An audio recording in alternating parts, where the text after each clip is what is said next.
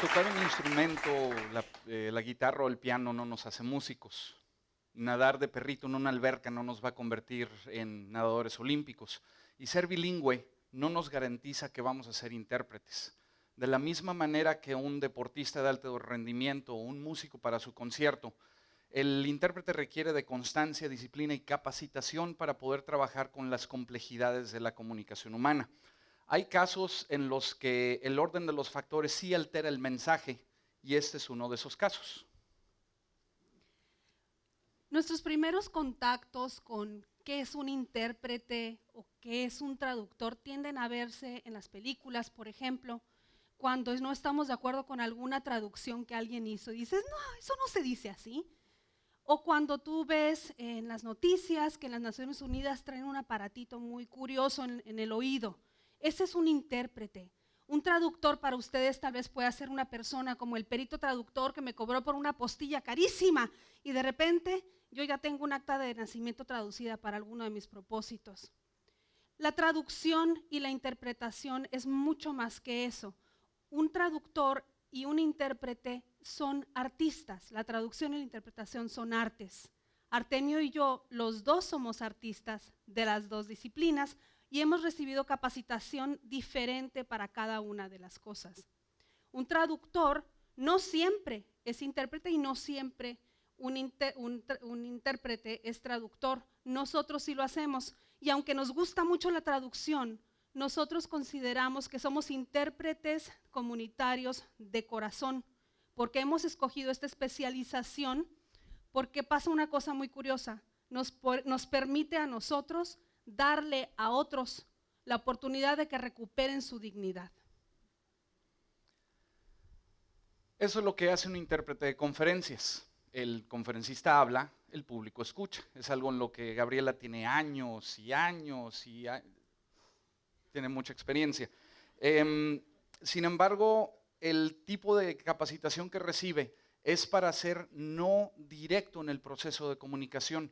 De hecho, tiene que ser invisible. Pero este es un lujo que el intérprete comunitario no se puede dar, porque el tipo de servicio que provee siempre va a ser uno a uno, cara a cara, persona a persona entre el inmigrante y el proveedor de servicios, cualquiera que éste sea, para tramitar un servicio, para tramitar un permiso, para adquirir algún tipo de atención médica, etcétera. El tipo de comunicación que se da en estos casos nunca va a ser efectiva si el intérprete comunitario es considerado invisible. Seguramente todos nosotros hemos echado una mano, por decirlo así, a una persona que es evidentemente desamparada, que es deportada, una persona que nos topamos en la calle que necesita que le solucionemos una ayuda inmediata, una cosa inmediata, como con una moneda o dándole algo de comer.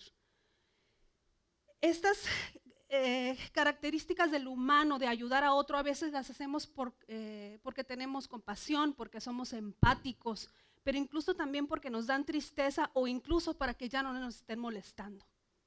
Resulta también que el intérprete comunitario como una figura capacitada en México es una figura urgente. El intérprete comunitario es la primera persona que se acerca a esa persona desintegrada para brindarle algunas oportunidades y algunas herramientas para ayudarlo a incorporarse a su nueva sociedad que él tal vez escogió o tal vez no escogió. El intérprete comunitario no es muchas cosas, no es un líder social, no es un trabajador social. El intérprete comunitario no es alguien que habla a nombre de los expertos, ni gestiona cosas y tampoco habla a nombre del inmigrante mismo. El intérprete comunitario es un experto en la comunicación precisa, en uno o más idiomas. El intérprete comunitario es una persona que conoce las diferencias culturales del por qué la gente hace las cosas que hace y cómo las quiere hacer, con todo el respeto del mundo también a los derechos humanos. El intérprete comunitario es una figura tan poderosa que puede hacer la diferencia entre que un inmigrante tenga o no que recurrir a la mendicidad o incluso a la delincuencia para poder sobrevivir. Pero es importante recordar que el intérprete comunitario no es de ninguna manera un intercesor. Un experimento de interpretación comunitaria que se realizó en Suiza publicó sus resultados en 2010 y concluyó que debemos encontrar y agrupar modelos que ayuden a los inmigrantes y a los refugiados a desarrollar sus fortalezas a partir de sus propios talentos y sus propias capacidades para ayudarse a sí mismos e integrarse a la sociedad de una manera creativa y apropiada. Gabriela y yo creemos que hemos encontrado uno de estos modelos. Nosotros capacitamos a los intérpretes para elevar la profesión a un nuevo nivel y que se conviertan en intérpretes comunitarios, pero al mismo tiempo también recordar que el intérprete comunitario no debe hacer por el inmigrante lo que el inmigrante debe de hacer por sí mismo. Alrededor del mundo estamos viendo cómo la gente una y otra vez cambia de país, cambia de ciudad. Estados Unidos es el ejemplo más claro que tenemos y está a 1 kilómetro de distancia. En Estados Unidos es muy común que se acepten incluso refugiados, y para poder atender las necesidades de estas personas que están en el país, entonces también es muy común que contraten bilingües muy bien intencionados, con un corazonzote enorme, que no tienen las herramientas para hacer el trabajo que ellos hacen. Es por esto que una comunidad como City Heights, que ustedes tal vez conozcan al este de la ciudad de San Diego, nos contrató a nosotros para darle a estos intérpretes bilingües bien intencionados las herramientas necesarias para que, en lugar de gestionar e interceder por sus miembros de la comunidad, pudieran darles las herramientas del día a día para que ellos mismos empezaran a integrarse a la comunidad de la manera que ellos eligieran, pero sabiendo cómo hacerle. Y esto es algo que puede repetirse inequívocamente en cualquier ciudad fronteriza. De hecho, creemos que puede suceder en cualquier ciudad del mundo. Una persona deportada que regresa a una cultura que probablemente sea su origen, pero no habla el idioma de la localidad. Una persona de comunidades indígenas que está recién llegada y necesita entender cómo funciona la ciudad. Un empresario que busca establecer una relación comercial y lo que tiene en común con los anteriores es que no habla el idioma, no es autónomo en la cultura de la comunidad. El intérprete comunitario es la primera persona que va a proveer ese contacto. La razón por la cual yo sé que existo no es porque hablo con Gabriela y me contesta, o porque mi hija me ve y me abraza. Es esa reacción que tenemos en nuestro alrededor con los contactos con nuestra sociedad, los que validan verdaderamente nuestra existencia. La mía se valida cuando mi esposa me pide el cheque de la quincena infaliblemente. Pero el punto de esto es que el intérprete comunitario es el primero que va a validar la existencia del recién llegado y proveerle la primera oportunidad de integrarse adecuada, creativa y apropiadamente a la sociedad. Y aun cuando el intérprete comunitario es una figura ausente o desconocida en México, resulta que el gobernador del estado de Baja California, Francisco Vega, recientemente activó el Consejo Estatal para el Migrante. Esto da muchas esperanzas porque el propósito de este consejo es integrar a los deportados a la sociedad productiva. Piensen lo que esto representa en niveles de delincuencia y en niveles de mendicidad.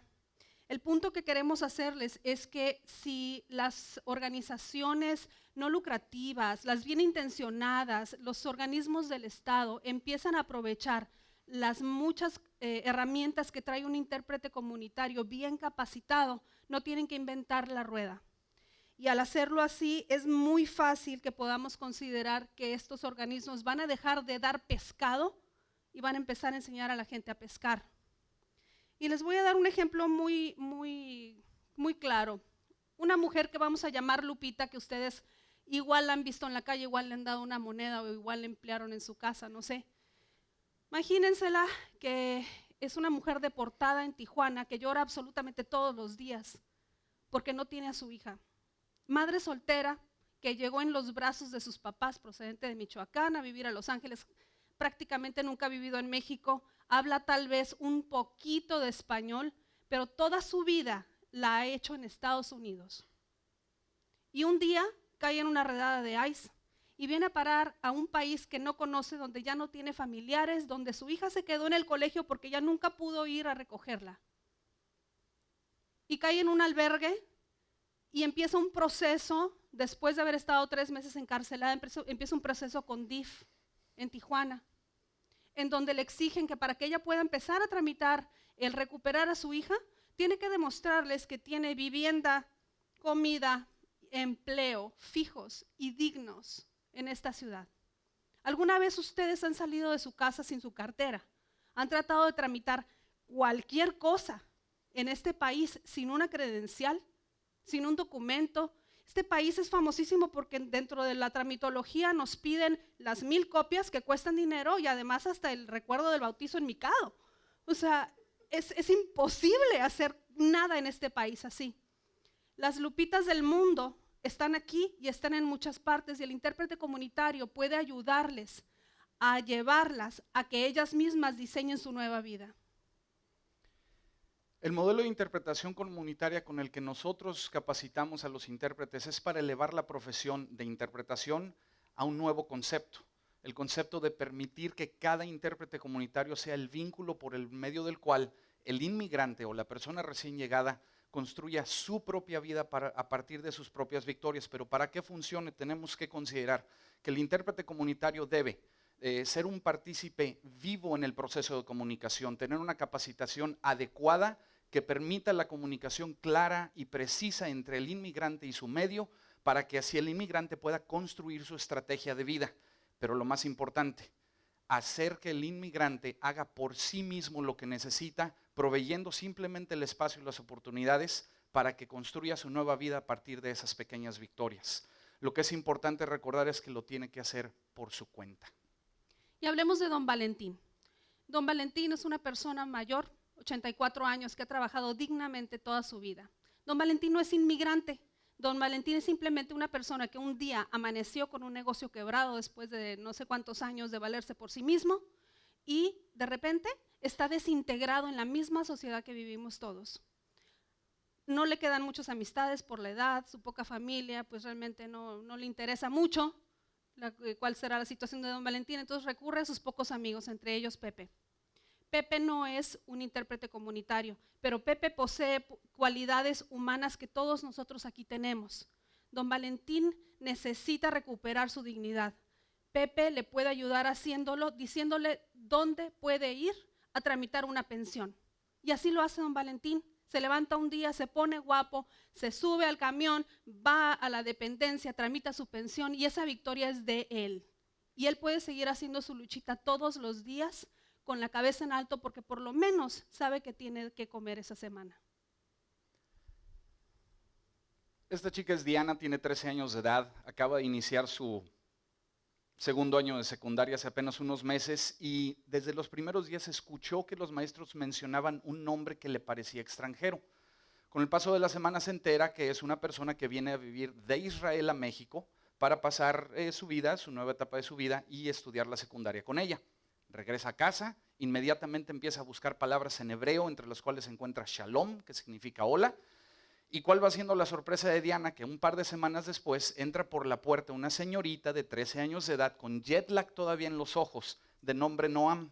En cuanto Diana la identifica, se levanta y le dice ¡Shalom! Noam se sintió bienvenida.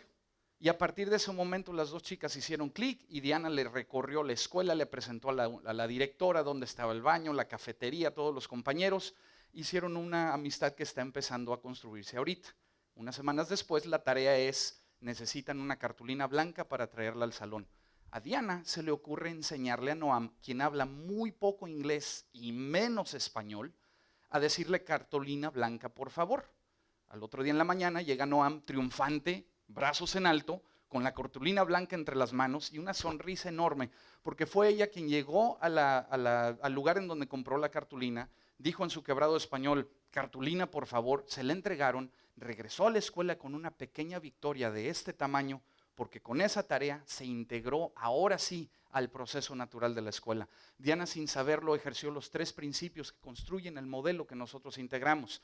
Se capacitó adecuadamente para poder entablar algún tipo de comunicación porque consideró a Noam no una persona extraña o un extranjero, la consideró un ser humano. Ella se vio a sí misma un ser humano, parte de la comunicación, pero al mismo tiempo, y lo más importante, le dio a Noam la oportunidad de proveerse a sí misma esa pequeña victoria con la que verdaderamente entró a la escuela. Y por esto decimos que nuestro modelo, bien aprovechado en intérpretes comunitarios, puede hacer una grandísima diferencia. Puede empoderarnos a nosotros mismos, puede recordarnos los valores humanos que todos tenemos, puede empoderar a otros y a través de las instituciones enseñarles a otros a pescar. Gracias.